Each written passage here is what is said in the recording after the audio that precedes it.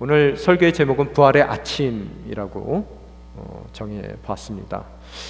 여러분, 역사 가운데서, 인류의 역사 가운데서 가장 중요한 사건을 하나 꼽는다면 어떤 사건일까요?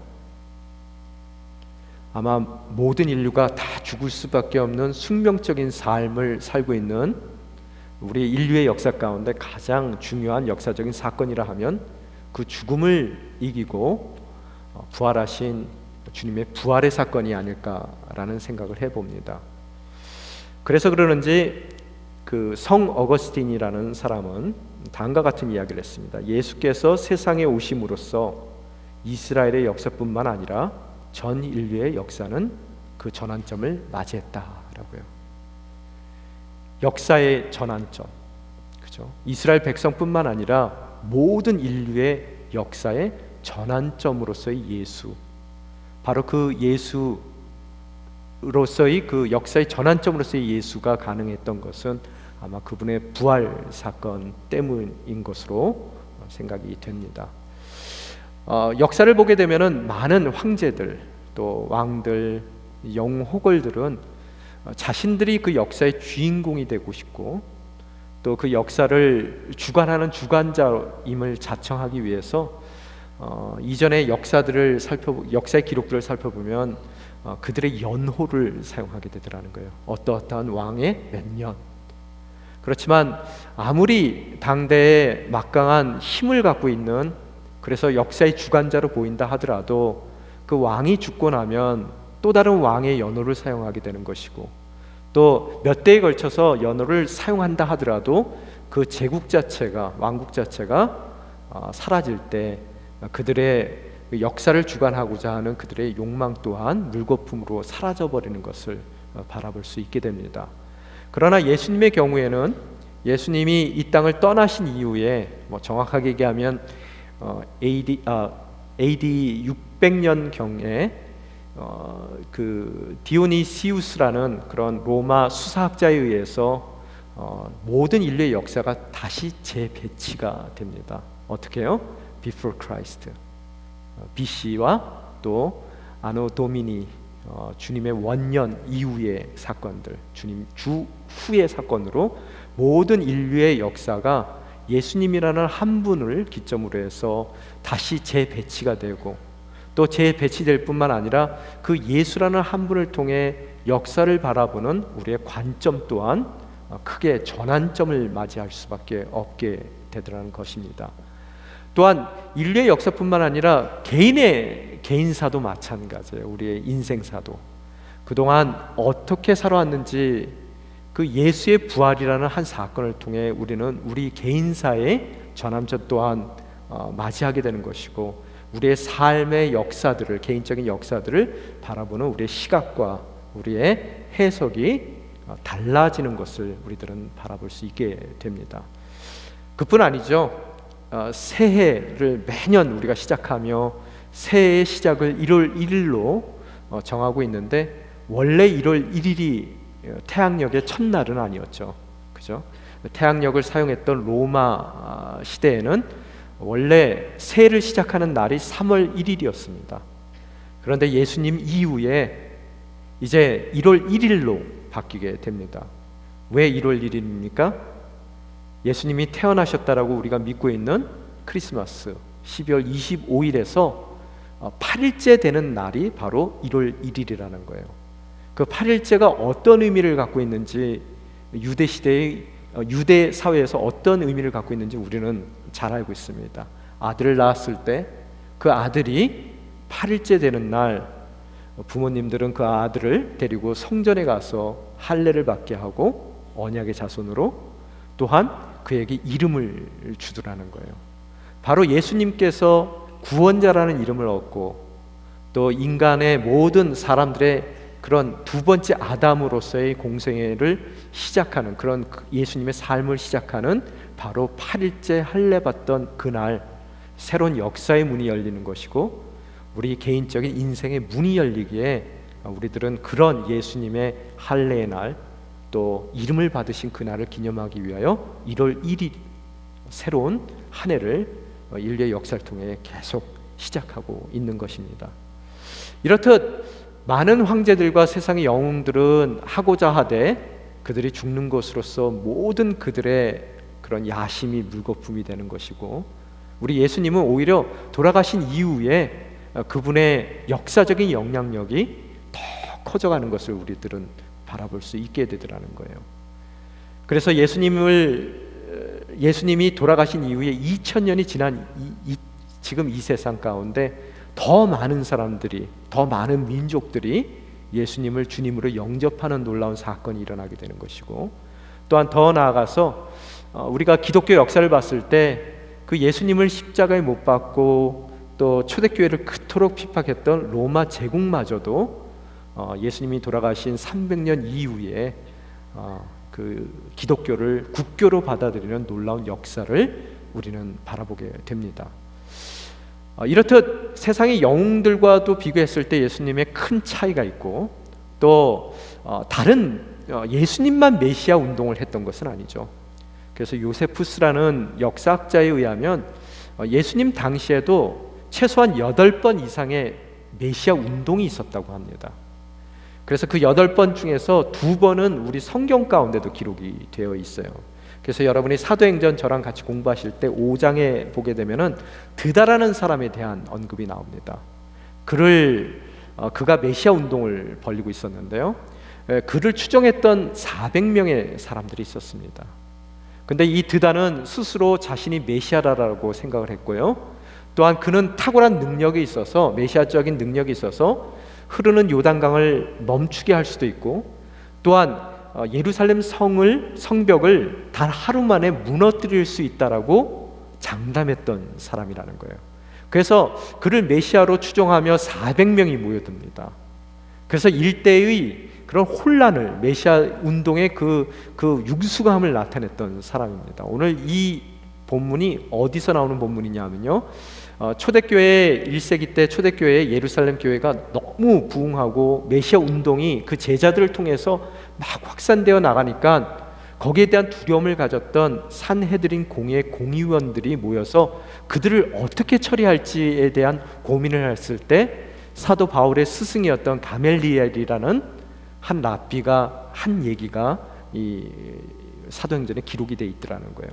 그래서 그렇지만 이 드다라는 사람도 드다가 끝내 잡혀 죽는 것으로서 드다를 통한 메시아의 운동은 모두 역사의 뒤안길로 사라져 버리더라는 거예요. 드다만 있던 것이 아니라 또 37절에 띄어보게 되면 갈릴리 지역에 유다라는 사람도 있었습니다.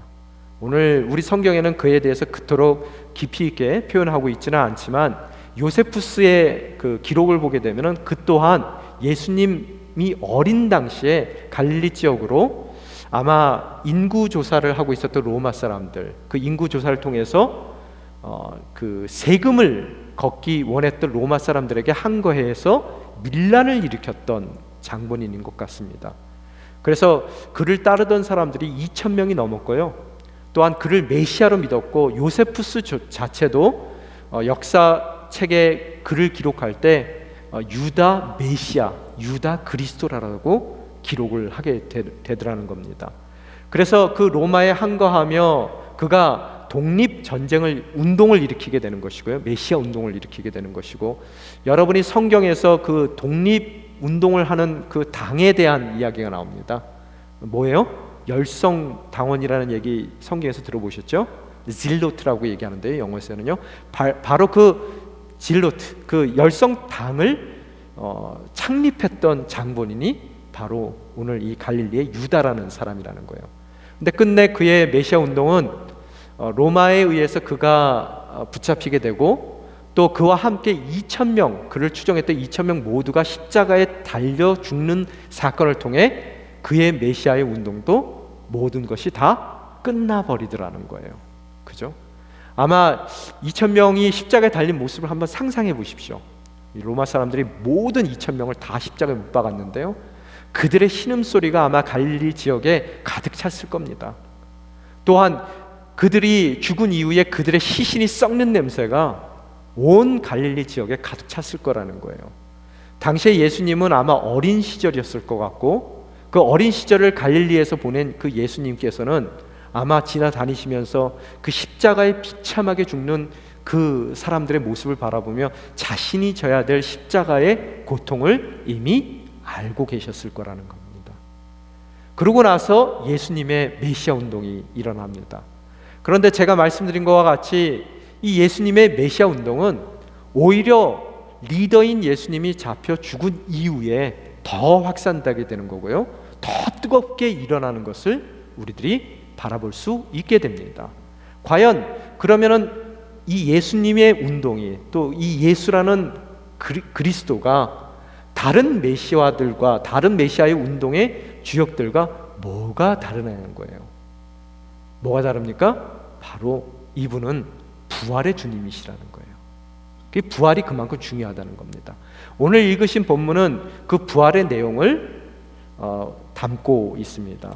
마가의 이야기인데요, 저희가 1절 다시 한번 띄워주시면은 안식일 지난 첫날 아침의 이야기입니다. 주일에 대한 이야기죠. 그때 세 명의 여인이 나옵니다. 첫 번째 여인이 누구예요? 막달라 마리아. 두 번째 여인이 누굽니까? 야고보와 요셉의 어머니인 마리아, 그 다음에 살로메, 이렇게 세 여인이 등장합니다. 오늘 이 세 여인이 부활하신 예수님을 처음 만나게 되는 증인으로서의 영광을 누리게 되는데, 2세기에 보게 되면 칼수스라는 철학자가 있는데 그 사람은 굉장히 기독교를 미워했어요. 증오했습니다.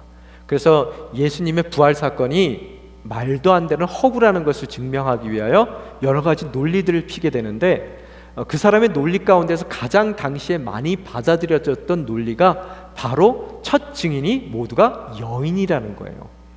여러분이 잘 아시는 바와 같이 고대 시대에는 여인이 사람으로 인정되지 않았습니다. 그래서 그들의 증언이 법정 가운데서 인정되지 못했더라는 거예요. 그래서 그 여인들이 첫 증인이기 때문에 그 말은 믿을 수 없는 일이고, 따라서 예수님은 부활하지 않았다라고 그가 증거하더라는 거예요.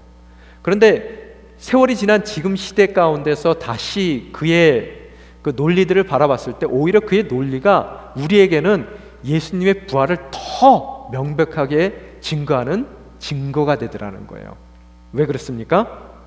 이양 마가가 만약의 경우 그가 칼소스가 얘기한 것 같이 예수님의 부활을 지어낸 이야기로 만들기를 원했다라면 왜 하필이면 당시에 증인으로서 인정받지 못한 세 여인을 첫 증인으로 삼겠습니까?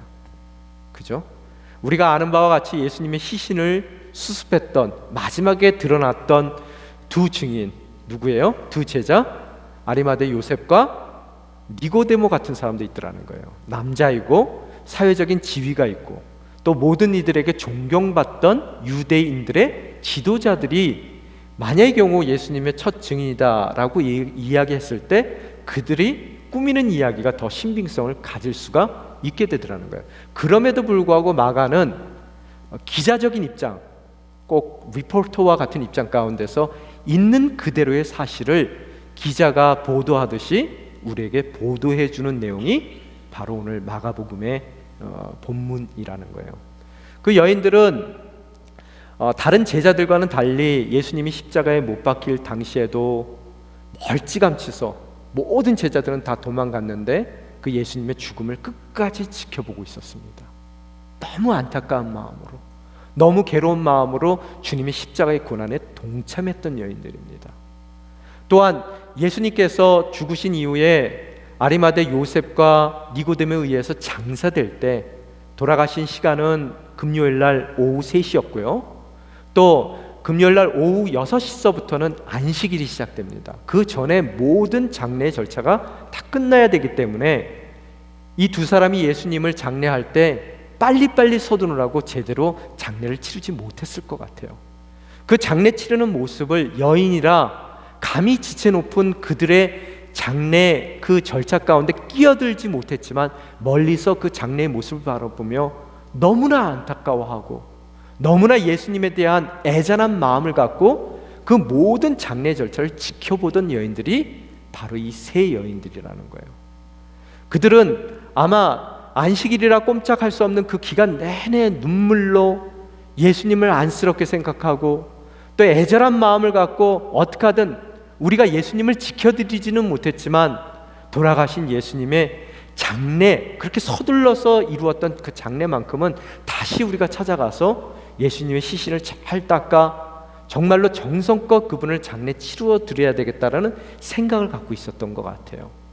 누구보다도 예수님을 사랑했고, 누구보다도 예수님 가까이 있었고, 누구보다도 예수님을 쫓던 바로 그 세 여인이 오늘 주님의 날, 그 부활의 날에 이제 어디로 찾아가고 있습니까?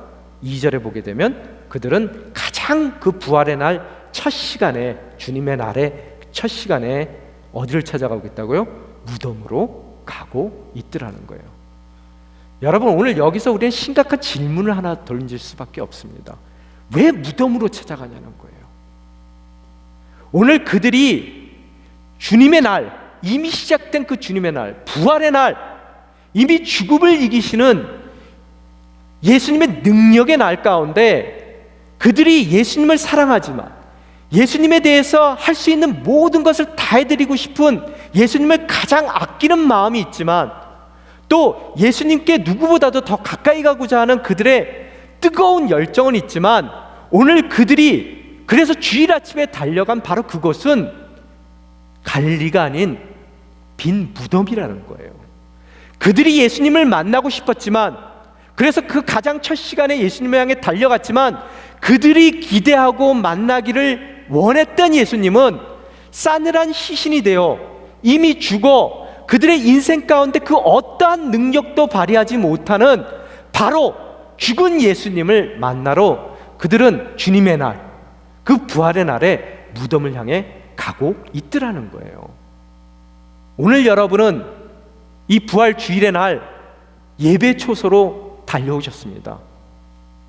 어떤 예수님을 만나기 위해서 여러분은 이곳에 예배자로 오셨냐는 거예요. 이미 죽어서 내 인생 가운데 아무것도 해줄 수 없는 그 죽은 예수님을 만나러 오셨어요? 아니면 그 주일에 걸맞는 죽음을 이기시고 또한 놀라운 능력, 부활의 능력으로 우리의 삶을 붙들어 주실 수 있는 바로 능력의 살아계신 그 주님을 만나러 오셨는지, 우리는 오늘 이 예배를 통해 다시 한번 우리의 삶을 자문해 봐야 될 것입니다. 오늘 그들이 그 무덤을 향해 갑니다. 무덤을 향해 죽은 예수님을 대면하기 위하여 예수님을 사랑했지만, 그 누구보다도 예수님에 대한 열정을 가졌지만, 그 누구보다도 예수님의 삶에 함께 해준 바로 그 여인이지만 그들은 무덤을 향해 가고 있더라는 거예요. 3절에 보니까 가면서 뭐라고 얘기합니까? 무덤 입구에 있는 돌덩이를 누가 굴려줄까? 여러분, 이 돌덩이는 1톤이 넘는 돌덩이에요. 여인들 3명이서 옮길 수 있는 그런 무게가 아닙니다. 장정이 열이 붙어도요 움직여지지 않는 것이 바로 무덤을 막고 있던 돌덩이에요. 여러분, 부활의 날, 바로 그 능력의 날 주님을 만나러 가며 이들은 그 돌덩이에 대한 고민과 걱정으로 주님을 향해 걸어가고 있습니다. 오늘 죽은 주님을 만나기를 기대하고 가기에 그 인생의 주님과 그들의 삶을 가로막고 있는 그 돌덩이에 대한 고민으로 그들은 주님 앞으로 그 발걸음을 옮겨가고 있더라는 거예요. 오늘 여러분이 예배 처소에 오시며 여러분이 바라고 여러분이 기대했던, 만나기를 원했던 그 주님은 만약의 경우 이미 싸늘한 시신이 되어 여러분의 인생 가운데 아무것도 해줄 수 없는 그 주님을 만나기를 고대하며 여러분이 이 자리에 왔다면, 여러분 인생 가운데서도 오시며, 아니 이 자리에 앉아 있으면서도 인생 가운데 우리의 삶을 짓누르고 있는 그 무거운 돌덩이에 대한 고민 가운데 여러분이 도대체 부활하신 능력의 주님을 바라보지 못하고 아직까지 눈물 가운데 앉아 있을 수도 있더라는 거예요. 우리 인생에도 얼마나 많은 돌덩이가 있습니까? 내 힘으로는 해결이 안 되는 돌덩이, 재정의 돌덩이, 관계의 돌덩이, 또 자녀 문제에 대한 돌덩이, 도저히 내 힘으로는 해결 안 되는 그 문제를 오늘 부활의 날 죽음을 이기시는 주님을 바라보지 못하고 죽어서 그 어떤 능력도 행하지 못하는 주님에 대한 기대를 갖고 왔기 때문에 여러분은 오늘 여러분의 인생을 짓누르고 있는 돌덩이에 대한 고민으로 오늘 이 자리까지 오셨고 이 자리에 예배자로 앉아 있을 수 있더라는 거예요. 바로 그들의 삶 가운데 놀라운 일이 일어납니다. 어떤 일이 일어납니까? 4절 같이 읽겠습니다. 시작. 그런데 여인들이 눈을 들어보니 돌덩이가 이미 옮겨져 있었습니다. 놀랍지 않으세요? 옮겨진 돌덩이를 통해 그들이 무덤 안에 들어갑니다. 5절에 보니까 뭐라고 써 있습니까? 같이 읽겠습니다. 시작. 여인들이 무덤에 들어가 보니 흰옷 입은 한 청년이 오른쪽에 앉아 있었습니다. 그들은 깜짝 놀랐습니다. 여러분, 빈 무덤이 그들에게 깜짝 놀랄 만한 일입니까? 오늘 여러분 인생 가운데서도 여러분의 돌덩이가 이미 옮겨져 있는 것이 여러분 삶 가운데 깜짝 놀랄 만한 일이라는 거예요. 또한 여러분의 기대와 달리 죽은 예수님이 아니라 죽음을 이기신 부활의 능력의 주님께서 우리 삶 가운데 함께 해주시는 것이 여러분 인생 가운데 그리 깜짝 놀랄 만한 일이라는 것을 우리는 물어볼 수밖에 없더라는 거예요. 여러분, 주님께서는 누누이 말씀하셨습니다. 마태복음에서도 보면은 주님께서 예루살렘에서 죽임을 당할 것이고 죽임 당하시지만 3일 만에 그분께서 그 죽음에서 부활하실 것을 누차 말씀하셨어요. 마가복음 8장 31절 한번 띄워주십시오. 같이 읽겠습니다. 시작. 예수께서 제자들에게 인자가 많은 고난을 당하고 장로들과 대제사장들과 함께 읽겠습니다. 율법학자들에게 배척받아 죽임당했다가 3일 만에 다시 살아나게 시게 될 것임을 가르치기 시작했습니다. 9장 31절 띄워주십시오. 이는 제자를 가르치시고 계셨기 때문입니다. 예수께서 그들에게 말씀하셨습니다. 인자는 배반을 당하고 사람들의 손에 넘겨져 죽임을 당할 것이다. 그러나 3일 만에 그는 다시 살아날 것이다. 10장 34절 띄워주십시오. 이방 사람들은 인자를 조롱하고 침을 뱉고 채찍으로 때린 뒤 죽일 것이다. 그러나 3일 만에 그는 다시 살아날 것이다. 주님께서 3번이나 걸쳐서 마가복음에서도 주님의 부활에 대한 소식을 그들에게 이미 말씀하셨더라는 겁니다. 여러분, 마가복음에 3번 나왔으니까 주님께서 제자들과 딱 3번만, 3세판만 부활에 대해서 말씀하셨을까요? 여러분, 마가복음의 특징은 간결한 것이고 또 취약된 것이 마가복음의 특징입니다. 여러 번 반복된 얘기를 하더라도 그 반복된 얘기를 다 기록하지 않아요. 또한 길게 얘기한다 하더라도 그것을 요약해서 기록하는 것이 마가복음의 특징입니다. 오늘 3번만 얘기한 것이 아니라 늘 반복했던 30번, 아니 300번, 아니 3년 동안 공생애를 사시면서 제자들에게 늘 반복적으로 말씀하신 것이 바로 그분의 죽음과 그분의 부활임에도 불구하고 그들은 까맣게 그 부활에 대해서 잊어버리고 오늘 죽임당해서 그 인생 가운데 그 어떠한 능력도 행하지 못하는 죽은 예수님을 만나러 이 부활의 날, 주님의 날 빈 무덤으로 찾아오고 있더라는 거예요. 이게 깜짝 놀랄 만한 일입니까? 여러분, 인생 가운데서 만약에 제일 깜짝 놀랄 만한 일이 뭐겠어요? 여러분 인생 가운데 솔직히 얘기해 보세요. 로또? 649? 20 밀리언? 만약에 여러분이 20 밀리언 당첨되면 깜짝 놀라겠어요? 안 놀라겠어요? 놀라세요? 왜 놀라세요? 돈 주고 샀는데. 사람들은 요행을 바래요. 믿음이 아닙니다. 예수님을 믿어 나도 부활된다면 요행이에요. 그게 도무지 믿어지지가 않습니다. 오늘 그렇게 얘기했는데도 불구하고 제자들 중에서 3일째 되는 날 저 같으면은 한번 생각해 볼 것 같아요.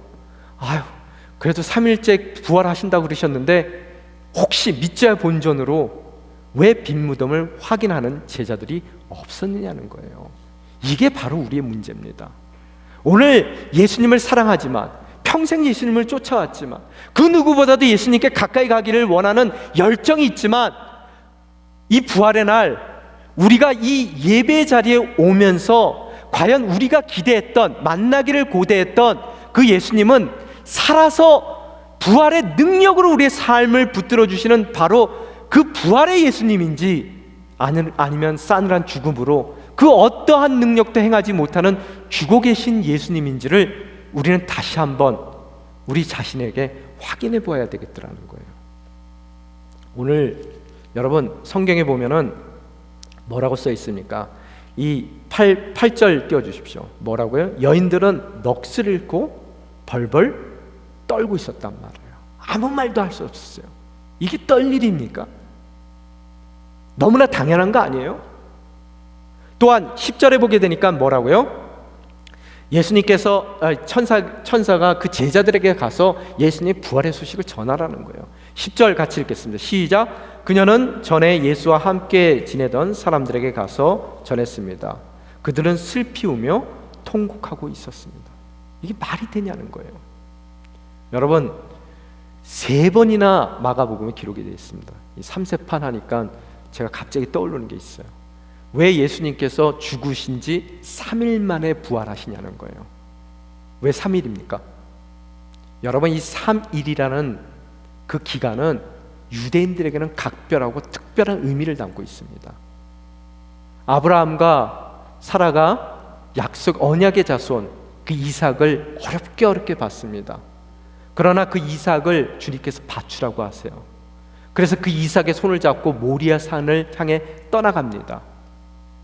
그가 떠난 지 3일째 되는 날, 이삭 대신 주님께서 예비하신, 여호와 이레로 예비하신 염소를 발견하는 날이 떠난 지 3일째 되는 날입니다. 또한 요셉이 총리로 있을 때 형제들이 그 곡식을 살기 위해서 애굽으로 찾아왔을 때 그들을 감옥에 넣습니다. 감옥에 갇힌 지 3일 만에 그들이 풀려나 그 총독이 요셉이라는 것을 아는 것이 그들이 감옥에 갇힌 지 3일째 되는 날이라는 거예요. 또한 라합이 정탐꾼들을 숨겨주고 그 정탐꾼들이 도망가도록 길을 열어주고 그 추격자들을 따돌려 주게 되는데, 그 모든 추격자들로서부터 완전히 자유함을 정탐꾼들이 얻는 그 날이 바로 라합이 그들을 숨겨준 3일째 되는 날 가운데 그 자유함을 그들이 얻게 되더라는 거예요. 또한 에스더가 자신의 그 백성들이 몰살당한다는 이야기를 듣고 금식하며 눈물을 흘리고 기도를 하게 됩니다. 결국 그가 왕 앞에 담대함으로 나가 왕에게 그 백성들을 구원해 줄 것을, 살려줄 것을 요청했을 때 그 요청이 왕에 의해서 수락되는 것으로서 그 백성들이 구원을 얻게 되는 바로 그 구원의 날이 그가 눈물 흘리며 금식한 기도의 3일째 되는 날이라는 거예요. 여러분, 이 3일째 되는 날은 자유함의 날이고요, 또 죽음을 이길 수 있는 날이고요, 모든 우리의 삶을 억압하고 있는 두려움 가운데서 해방될 수 있는 그런 해방의 날이 3일째의 날이라는 거예요. 그러면 첫날은 어떤 날입니까? 금요일이에요. 십자가에 못 박히는 아픔의 날이고요, 또 두려움 가운데서 떨 수밖에 없는 그런 극도의 두려움의 날이고, 힘든 고통과 또 순환을 겪어야 되는 그런 고통과 순환의 날이라는 거예요. 그러면은 첫째 날이 고통의 날, 순환의 날, 셋째 날은 자유함의 날, 또 해방의 날이라면 그 가운데 끼어있는 두 번째 날은 어떤 날입니까? 그 토요일은 어떤 날이에요? 어떤 것도 내가 할 수 있는 일이 없기에 눈물을 흘리며 신음조차도 낼 수 없이 절망 가운데 기다리는 기다림의 날이라는 거예요. 오늘 10절에 보니까 이미 주일은 시작됐음에도 불구하고 이 기쁨의 소식을 전하러 갔던 그 여인들이 발견한 것은 이미 주일이, 부활의 날이, 세 번째 자유의 날이, 회복의 날이, 해방의 날이 시작됐음에도 불구하고 아직까지 금요일을 살고 있고 아직까지 토요일을 살고 있는 제자들의 모습을 발견하게 됩니다. 그들은 슬퍼 울며 통곡하고 있더라는 거예요. 주일이 이미 임했는데도 불구하고. 또한 11절 띄워주십시오. 뭐라고 써 있습니까? 같이 읽겠습니다. 그러나 그들은 예수께서 살아나셨다는 소식과 또 마리아가 그분을 직접 보았다는 말을 듣고도 믿지 않았습니다. 이미 부활하신 예수님의 부활의 날을 살고 있음에도 불구하고 그들은 도무지 그 부활의 소식을 믿지 않았기에 이미 시작된 주일의 삶을 살고 있으면서도 그들은 아직까지 여전히 금요일에 고통의 날을 살고 있고 또 토요일에 그 절망의 기다림의 시간을 살며 울고 있더라는 거예요. 오늘 여러분의 삶은 어떤 날입니까? 행여 여러분이 금요일에 고통의 날을 살고 있습니까? 3일째 날을 바라보십시오. 여러분의 모든 고통과 두려움은 이제 여러분의 소망으로 또 하나님의 그런 부활의 능력 가운데서 기쁨의 날로 변화될 줄 믿습니다. 행여 여러분이 절망의 기다림에 토요일을 살고 있냐는 거예요. 그 기다림 가운데서도 우리가 만약의 경우 주님께서 우리 인생 가운데 허락해 주실 이미 시작된 주일을 바라볼 수만 있다면 더 이상 그날은 절망적인 기다림의 날이 아닌 주님의 놀라운 역사를 경험할 것을 기대감으로 바라보고 기다리는 멋진 기다림의 시간이 될 수 있더라는 것입니다. 오늘 여러분은 어떤 날을 살고 있습니까? 이미 주일은 도래했습니다. 도래한 주일을 살고 있으면서 여러분은 빈 무덤을 향해 죽으신 예수님을 만나기 위하여 이곳에 오셨습니까?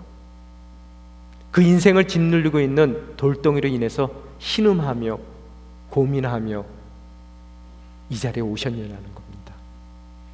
주님은 살아나셨습니다. 부활의 능력으로 우리의 삶을 붙들어 주시는 분입니다. 때로는 우리의 삶이 금요일의 아픔 가운데 있다 하더라도 그 아픔은 기쁨으로 변화될 것을 믿습니다. 또 우리가 토요일에 절망적인 기다림 가운데 홀로 그 어떠한 소리도 내지 못하고 눈물을 흘리고 있는 기다림의 날을 산다 하더라도 부활의 능력으로 우리의 삶을 붙들어 주실 주일의 주인공이신 우리 주님을 바라볼 수 있다면 우리는 넉넉함으로 그 기다림의 시간들을 이겨낼 수 있음을 깨닫습니다.